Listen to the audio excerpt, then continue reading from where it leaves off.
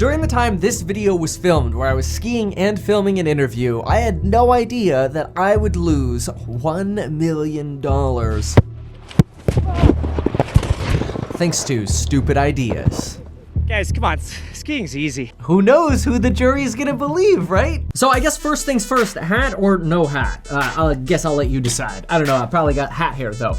Anyway, we all have probably heard of some variation of the saying, one man's misfortune is another man's fortune. Well, I guess whether you're a man or a woman, let this be your fortune and my misfortune. So my misfortune really hit big in 2018, and that's when we have this here corporate tax return and this personal tax return here. I guess this is the form 1120 and this is the 1040. I don't really know what those mean. I'm just reading the little box at the top left corner. And today I'm going to use these forms to break down exactly how I lost $1 million, and hopefully you can take some lessons from this and not make the same mistake. So in case you're new here, my name is Kevin. I go by Meet Kevin. I'm a 27-year-old real estate broker, and I started selling real estate at the age of 18. I sold real estate while I was going to college, and real estate has always been a great source of income. Except I have this problem where I just can't be satisfied with what I'm doing. I always have to do something new. And what I'm gonna go through is an example of a very real failure, maybe even multiple failures. And honestly, sometimes I just wonder if I would just be better off not having bright new ideas and just stay the course, just make my money, go put it in an index fund and sit around and do nothing else. I mean, that sounds nice. I could just hang out with friends and family, which is the whole purpose of making money anyway. But yet for some reason, I'm up at 5 a.m. recording YouTube videos and expanding my business into 20 different directions all the time. Well, 2018 was no different. I decided that helping people buy and sell houses wasn't enough. Instead, I would finally get rid of the most annoying part of the process, the construction and remodeling aspect of what I did. See, if you look at my Yelp page in the normal reviews and in the filtered reviews, you'll see that a lot of people mention that I help them remodel properties, I help them get paint done, carpet done, blinds done, lighting, plumbing, whatever. And the reason for that is I always went to my clients and said, if you're thinking about selling this property, we should spend $1 and get $2 to $3 back in market value by doing some basic things to a house. Kind of think of it like boob lights and door handles. For some reason, paint, carpet, boob lights, and door handles make people a lot of money in real estate. And so I would actually get more business by telling people, hey, if we do this, you'll make a lot more money. And it was totally true. Except I always had to deal with all of the vendors, and I always thought, oh, this is a little bit of a hassle. I'm constantly chasing vendors and they're not showing up or they're not doing things my way. If only they could just do things consistently, show up when I tell them to show up and do things perfectly, well then, you know what, everything would just be peachy. Well, speaking of peachy, I then thought, well fine then, I'll take everything into my own hands. I'm going to open a general contracting firm as a sister company to my real estate sales business. That way I would control the entire process. Somebody would come to me and say, hey Kevin, would you mind helping us sell our house? We need to do a little bit of painting, a little bit of flooring, light fixtures, boob lights, and all else. No problem. I could then sit there and say, not only can I make all that happen for you, but I could literally say, gosh, this sounds so dumb looking back. The concept was good, okay? I could literally sit there and say, not only can I sell your house for a certain price, but here, let me write you a licensed contracting proposal right now. How many boob lights do you want? How many outlets you want? How many square feet of flooring? Here you go. Here's your listing contract and your licensed contracting proposal so I can sell your house and fix it up all in one fell swoop. The concept, in my opinion, is still pretty awesome because if you think about it, this literally means that clients can one-stop shop with you. They can literally call me and say, Kevin, take care of my house. No problem. Hey, you wanna buy a house and you wanna turn it into a rental? No problem, we'll fix it up for you and then we can manage it for you too. In fact, I had names and logos for all of this already made up. See, I'm Meet Kevin, the trademarked no pressure agent providing more, and the sister company was Meet and Done, which meet and done was cool because all you had to do was meet Kevin and then you were done. And I thought, this is brilliant. And we even have another part of the company called Meet and Manage, Meet and Stage, because why not, at the same time you have a real estate sales company, also have a real estate construction company and a property management company and a staging company, because after all, if people are going to meet Kevin, they should meet Kevin and be done, right? Yeah, this is so weird. Me talking about this is actually getting me excited about my original idea again. It's that same madness that had me taking the test to become a licensed asbestos contractor and a regular licensed contractor and getting my lending license so we can do meet and loans. Oh my gosh. No, Kevin, no, no, don't do it again. Anyway, think what you want. I thought I had a brilliant idea from all respects. Top to bottom, I thought, how could this possibly fail? I'm making good money as a real estate agent, helping people buy and sell. I've got enough business to provide clients to the other funnel, so to speak, the sister company. This is brilliant. Let's do it. Let's create a startup. Let's fund this startup and let's go all in. Well, that's where I made my first mistake. I went all in, like literally, let's just spend everything and go all in on this idea. And if there's a single lesson you take away from this, make sure it's this one. Test small and then grow big. But see, I was too cavalier to do that. That's because if we go to the first page of my corporate tax return for 2018, you'll see that my gross receipts, that's the income that just the sales division received, which was just me. Like I didn't have license agents working for me as helpers or whatever. These were all my buyers, my sellers, my clients. There's somewhere around 60 transactions. It's a lot of work. Anyway, the total gross receipts for 2018 on this S corporate tax return, again, this is just the sales division. The construction company and all the other stuff, that was a separate corporation. So just the sales, the gross receipts for that company were $680,803. So you could see that like, wow, okay, well, if you've got gross receipts coming in of 680 grand, that's pretty good. Yeah, you could fund some losses if for some reason you were inclined to fund some losses. You've got some extra income that you could spend.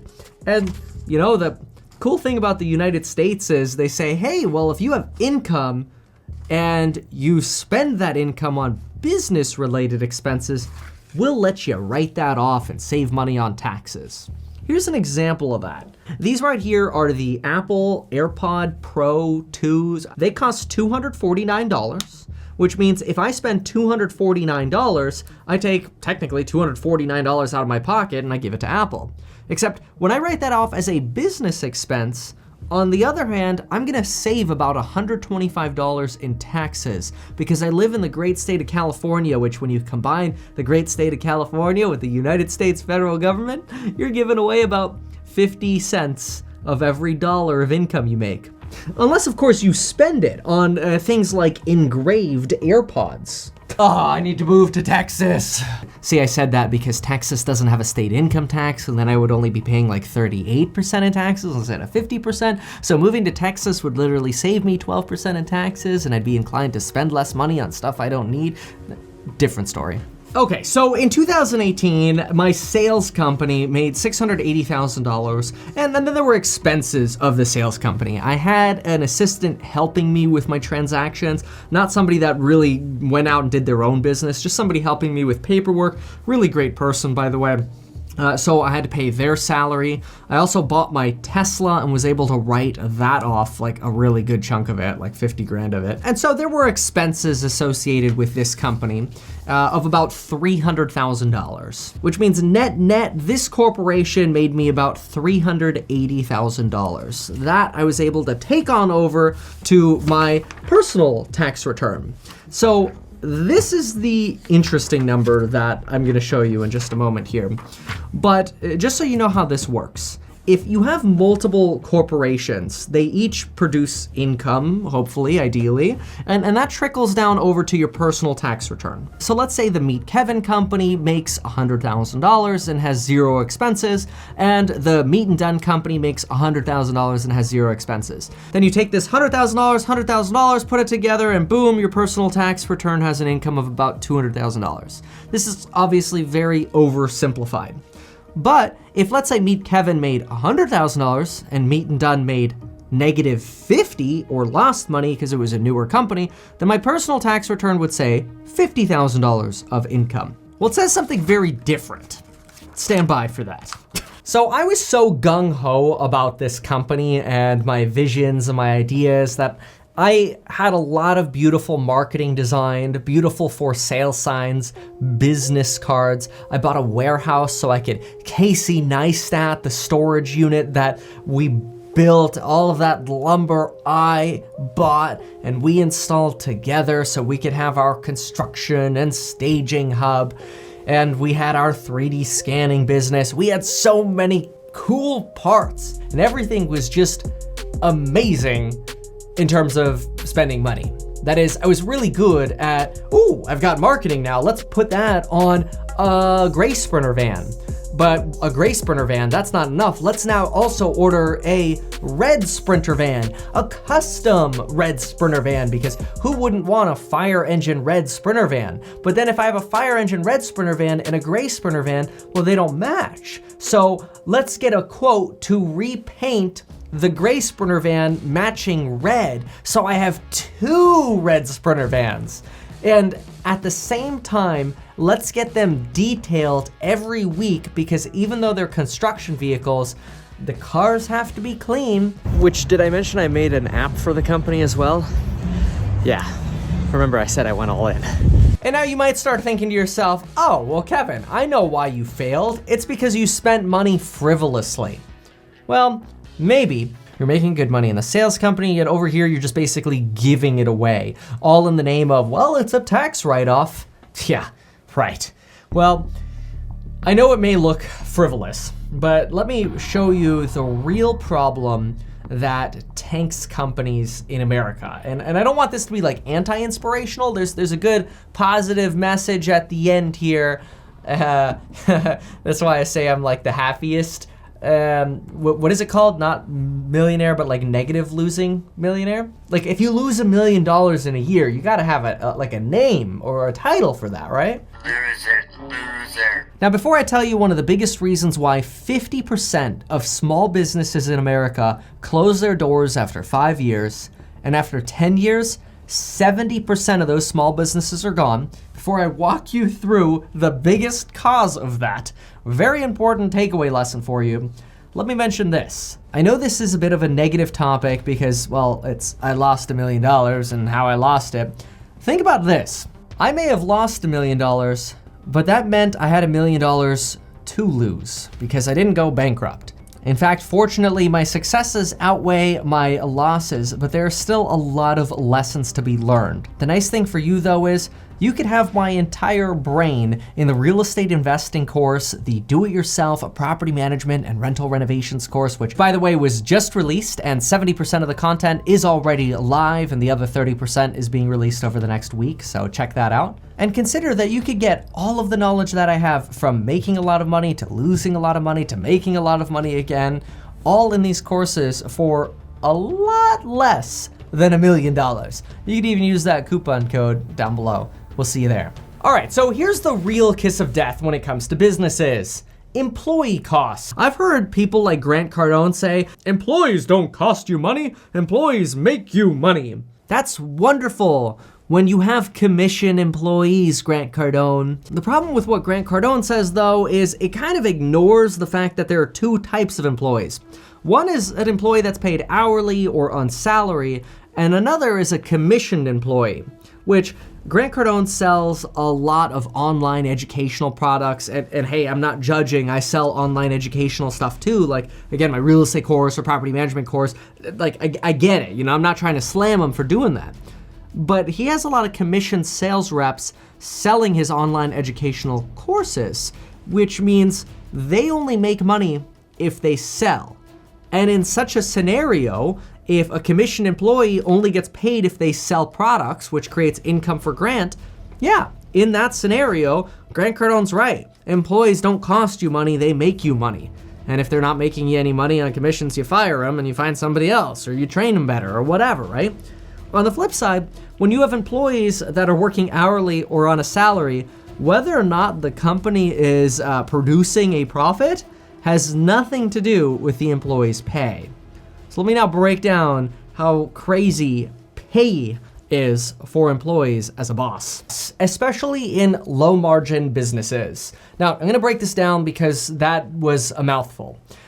At my peak, I had 13 employees working for one company. In fact, here's an email from QuickBooks, which shows you a list of 13 names. Those are all employees. I was putting bread basically on their table. I was responsible for their livelihood. I was responsible for making sure money showed up in their bank accounts. That was like a totally surreal experience being an employer. While I can't wish it upon everybody, I'll tell you the lessons I learned, invaluable.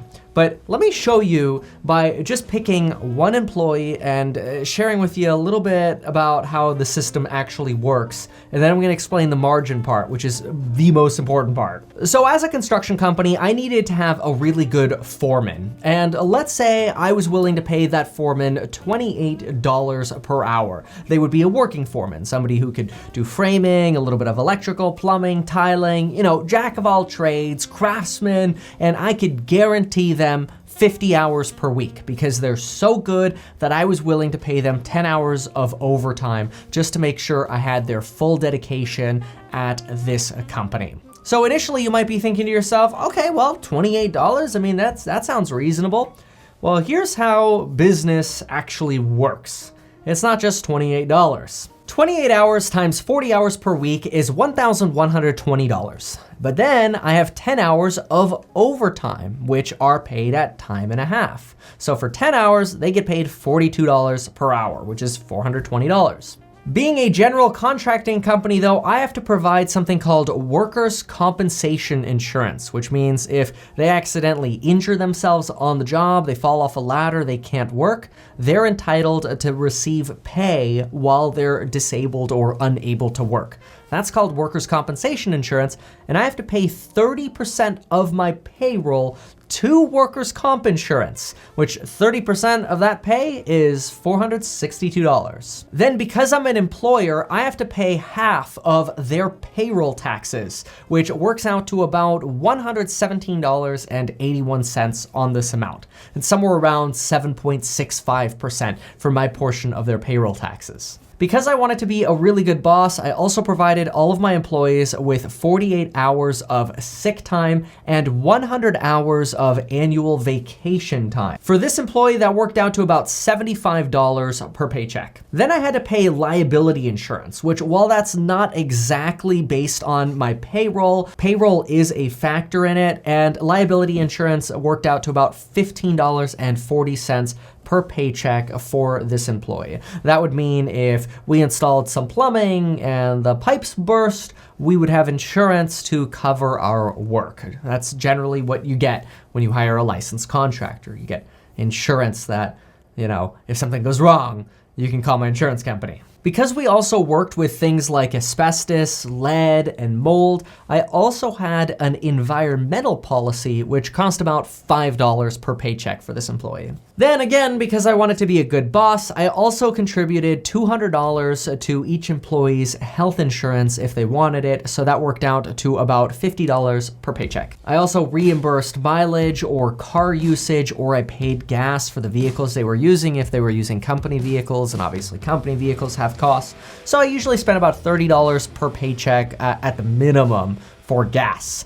I then also gave a tool allowance of $25 per paycheck and a phone reimbursement of $10 per paycheck, because every time employees would open up their phone to log in to our time tracking app, which was called T-Sheets, they would be using their phone and their data. So I thought it was only fair to reimburse them for their usage of their phone and their data or whatever. And obviously they were responding to my text messages and stuff using their phone, so Why not? And then I would often pay for little incidentals like t-shirts or uniforms or food, and I usually put that at about $25 per paycheck. So all in all, this particular employee would make $1,540 per paycheck gross, but I would be paying $2,355 for this employee per paycheck. So if I multiply his weekly pay by 52 weeks, he's making about $80,000. But having him as an employee actually costs me about $122,000. So if employees are so expensive and employees are partly the kiss of death of small businesses, how then do companies succeed? How do startups make money? How do companies become Apples? Well, here's exactly how, and this is the crucial key. You take a company like Apple that sells you these AirPod Pros for $250, they take advantage of something known as a large profit margin. Apple's net profit margin is about 21%, which means when they sell me these for $249, they pocket net after everything about $52. Right here is an Apple laptop that cost me $4,900. At 21%, this laptop sale made Apple $1,029. It's insane. And see, employees love working for Apple because people who work for Apple are generally considered to be very well paid, and a lot of people love working for Apple. But why can Apple pay their employees well and keep people very happy? Because they have a fat profit margin. That's why iPhones are expensive. That's why iMacs are expensive. That's why AirPod Pros are expensive. They make a lot of money so they can return that to their employees. Well, unfortunately, and I didn't look this up at first, and this might be the one thing that I've actually learned from school about business, unfortunately, too little too late.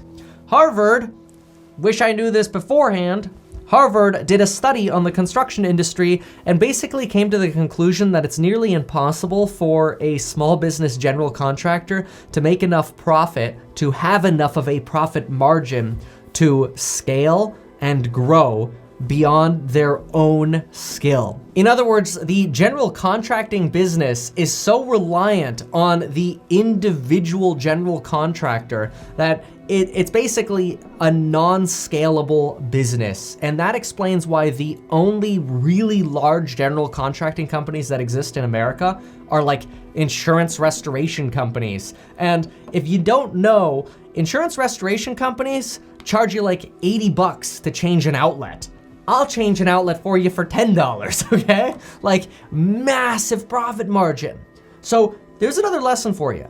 You wanna make money in business, big profit margin. Think Apple, think insurance restoration.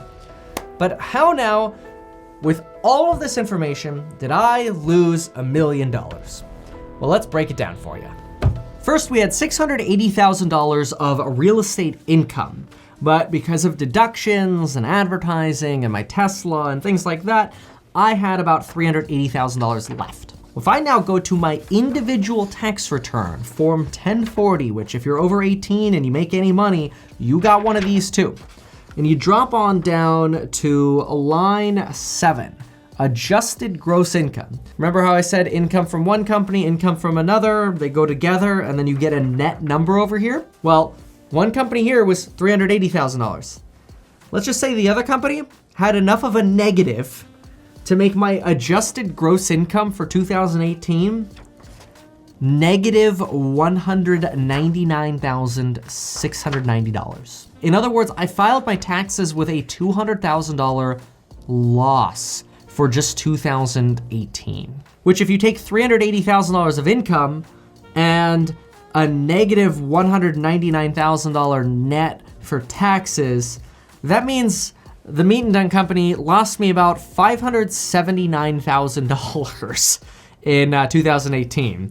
I may have spent a lot of money on loss leaders to really develop this startup and spend a lot more than I should have. Well, so that explains about $579,000 of $1 million loss. But then there was 2019, and even though I ended up closing the company, gee, I wonder why, in 2019, I still had some losses carry over to 2019 from that company. those losses were about $100,000. That still only puts us at only puts us at $679,000 in losses. What else? Well, at the same time all this was going on, I thought it would be a great idea to build a YouTube channel. And after I started hanging around people that did pranks and really dramatic and fun things, I thought, you know what, why not do pranks and finance combined? Who's in charge here? Santa Claus. Where's... Oh, that's why you end up getting sued. So you might remember the whole Don't Sue Me Bro campaign where I was selling Don't Sue Me Bro merch for a while. Yeah, I made about $300 in profit from the Don't Sue Me Bro merchandise, but I spent about $200,000 in total legal expenses for attorneys, flights, and everything. A massive part of that was sticking up against Grant Cardone, and then I had another small minor issue with workers' comp because after I closed Meat and Done, and despite the fact that I had paid my premium on time every single month, workers' comp decided to triple what I owed them when they changed the category my employees were categorized within, despite them having told me it was okay if I divide out the categories. But lawsuits are really expensive. And if there's one thing that I could tell you is, even if you're right, the process to actually get in front of a jury or a judge is like 2 to 3 years of agony, and like literally agony. And during the entire time, even if you're right, the other side will try to make you look wrong, which you might think to yourself, well, why does that matter? Well, it matters because if you go in front of a jury, juries are known to be unpredictable, which means, ooh, if you're in front of a jury and somebody's telling a bad story about you and you're like, but I'm right, who knows who the jury's gonna believe, right? So Meat and Done losses, pranks leading to lawsuits, and well, because of all this drama, closing a company, and legal things, I also lost about $150,000 in potential real estate commissions throughout the second half of 2019 when I dramatically had to scale back my real estate sales business just to try to get through life, closing down prior obligations and dealing with other issues. So here's another lesson for you. Have insurance. See, I didn't have media insurance when I made prank style YouTube videos.